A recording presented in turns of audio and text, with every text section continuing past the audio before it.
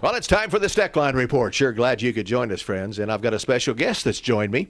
We're going to talk about things like interest rates and a few things like that, which is pretty important to all of us. Stay tuned.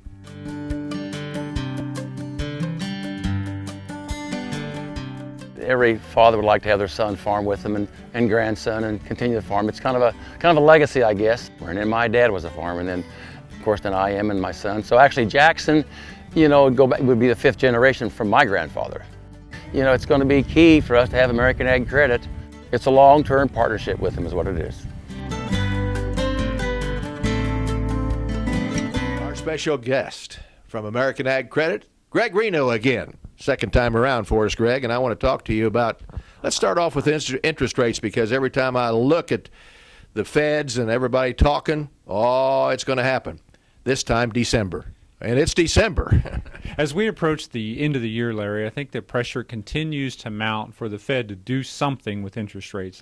They've maintained a very neutral policy for a very long time, and I think the pressure is starting to mount for them to do something with interest rates. So if you were out here trying to make a living on lower priced cattle and grain, and you need to borrow a little money, do you think now's the time to get her done, or is it cheaper now? If let's just say they raise it 0.25%, I don't think they're going to do much more than that. Is that going to make a major difference to you guys? Really, Larry, at 0.25%, we really don't see that making or breaking an operation. That's not a major move in the market.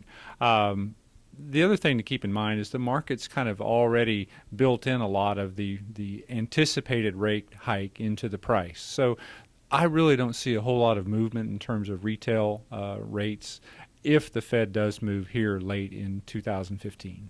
Greg, they just had Farm Credit's big meeting back in Washington, wasn't it, with the feds and everybody else that's supposedly around. Anything come out of there that new? Nothing new, Larry. Farm Credit's got a great story to tell. We've been around for 99, going on 100 years now, serving farmers and ranchers. And what I got out of that is, the Ag Committee is very pleased with what we're doing in Farm Credit. We're managing safely and soundly the risk in our portfolios. We're serving all of agriculture, from young beginning and small farmers to the largest farmers. We're an integral part of this industry, and I think that's what Congress intended for us. There was a little slap in the face, wasn't there, about non-farming loans?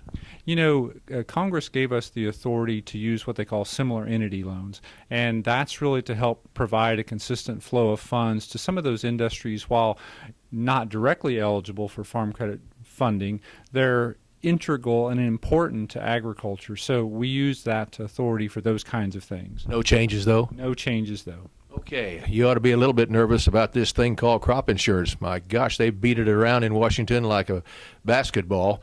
I guess we've got it whipped. I thought we had it whipped before the highway bill. Now the highway bill is the one that's going to save us, I guess. What do you hear? What I hear, Larry, right now is that we're kind of through the worst part of this, and Congress is going to move to restore the funding for crop insurance. And certainly we want to recognize the leaders that we have from Kansas, back in Washington and other states where agriculture is very important. Those folks have stepped up and really helped continue to provide that safety net for our farmers and ranchers. It's so critical to them. It's the only thing they've got back there for us that makes a lot of sense. That's right.